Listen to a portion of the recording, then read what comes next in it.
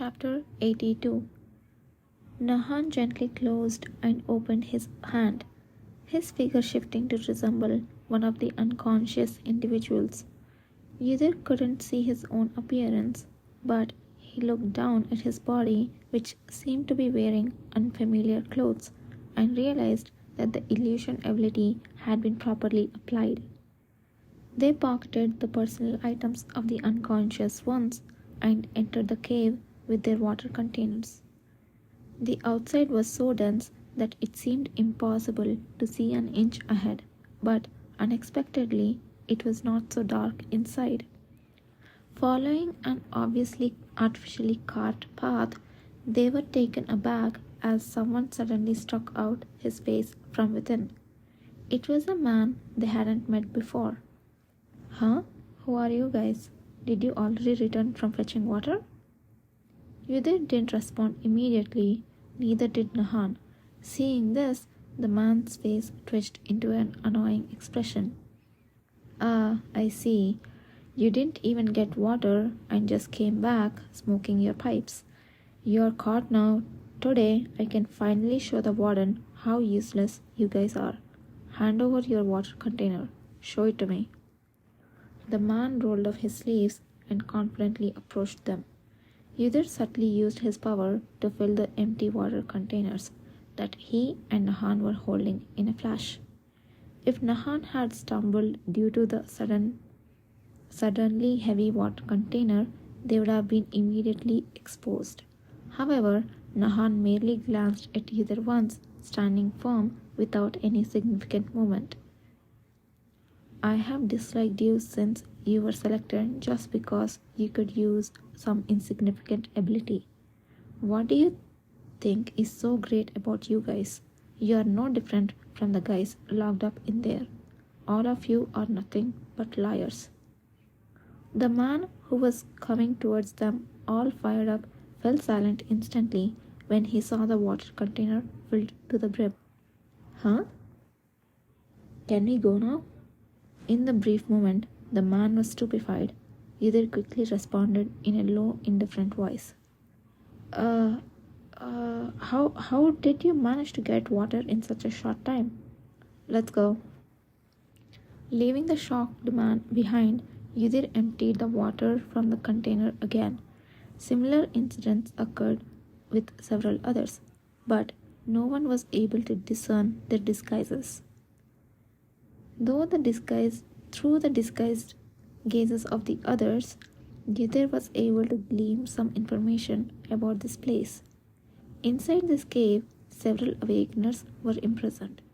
The person they called the warden was said to be selecting these awakeners.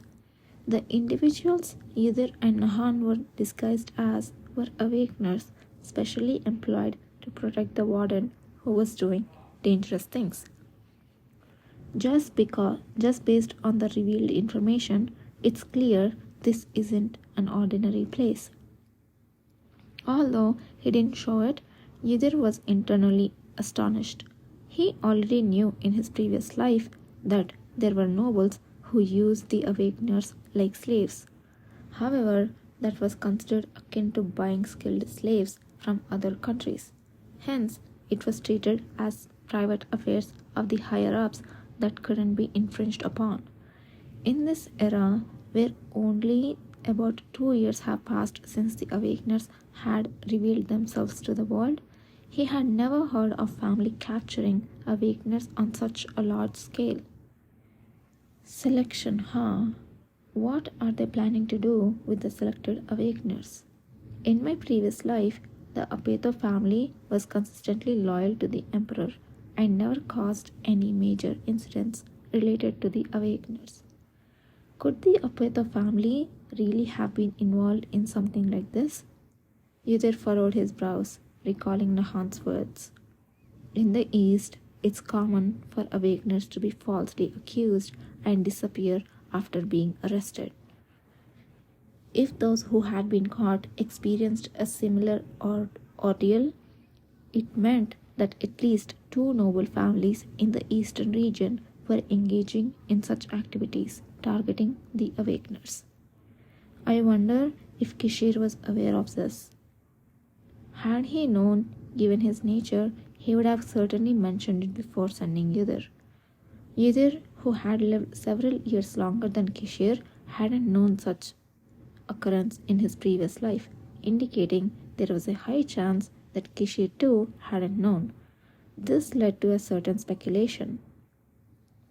Even though they had kidnapped the Awakeners, either the intended purpose hadn't been achieved, or perhaps they were achieved sooner than expected, and they felt no need to maintain these places any longer, quickly closing them down. In his previous life, the missions either had been directly assigned were nearly always the most dangerous, involving handling monster threats or the assassination and capture of rebels. After becoming the cavalry commander, the emperor told Yudhir not to take interest in anything other than what he was specifically ordered to, and strictly prohibited him from taking independent action without permission. Even if not for that command, Yudhir hadn't had the leeway to divert his attention anywhere. Busy as he was with the managing the cavalry, the most dangerous group on the continent. It was only when several years had passed since his rise to the position of commander and he started doubting whether there might be some hidden motive behind the events happening all around the world that he was able to shift his focus outward. In the blind spots, he hadn't had a chance to look into his previous life. What were they trying to achieve by doing such things? A fork in the path. Nahan spoke quietly to Yudhir, who was deep in thought while walking. True to his word, there was a fork in the path before them.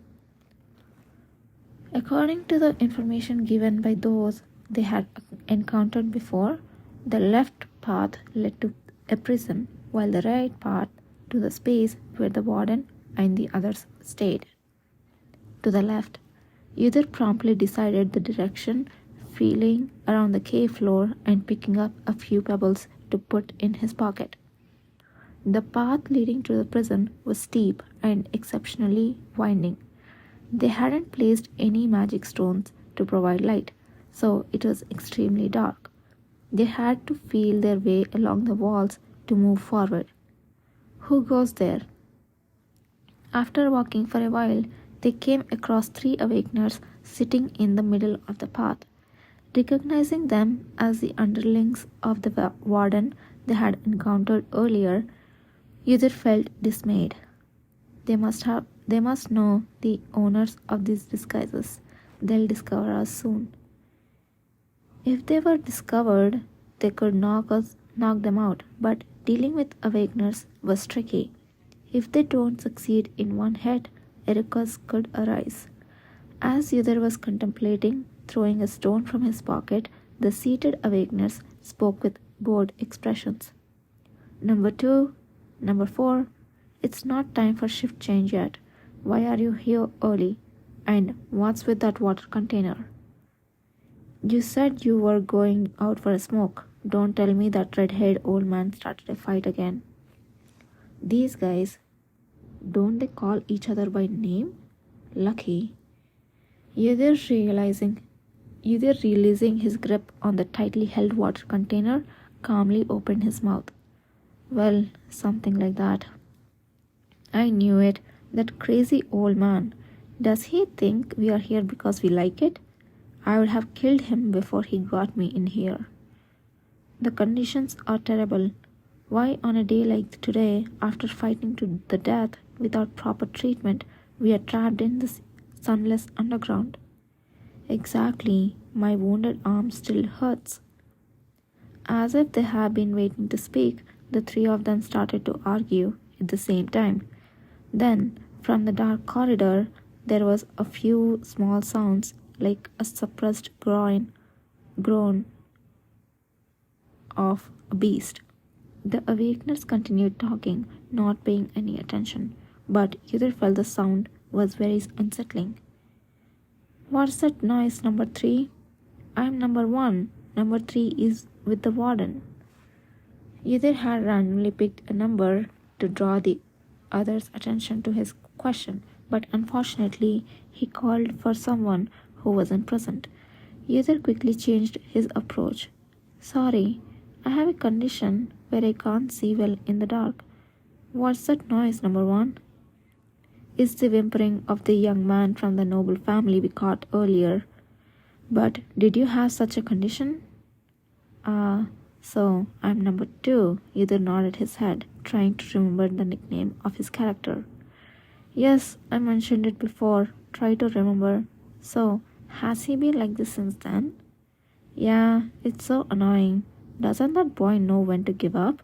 He should save his energy, since he's going to die anyway. Among those trapped here, he's probably the worst. If it weren't for the warden's orders, I would have shut him up. Keol the Diarca seemed to attract no sympathy for a stranger he had just met. Impressive, if nothing else. Thanks to the continuous grim and desperate whimpering of Keol, the atmosphere among the Awakeners became more relaxed. The three Awakeners seemed to have stopped doubting Yudhir and Nahan. Yudhir, while casually agreeing with their trivial chat, pointed towards the inside as if he found something. Wait, is that guy? Huh? Eek. What? Ugh. Although his voice lacked any surprise, fortunately the Awakeners fell for it. As they turned for their heads in a surprise, 3 stones flew and hit the backs of their head. Looking down at the 3 Awakeners, who fell without making a sound, Yudhir signaled to Nahan, who had been quietly standing. Number 4. Search their pockets quickly. I'm number 4? I'm number 2, so you must be number 4. Even though Nahan looked as if he might say something, he didn't utter a word. He kneeled down and rummaged through the pockets of the Awakeners, finding a bundle of keys. Yudhir took them and moved forward decisively. Not long after, several small rooms with solid iron doors appeared. They were designed with iron bars at the top to allow looking inside.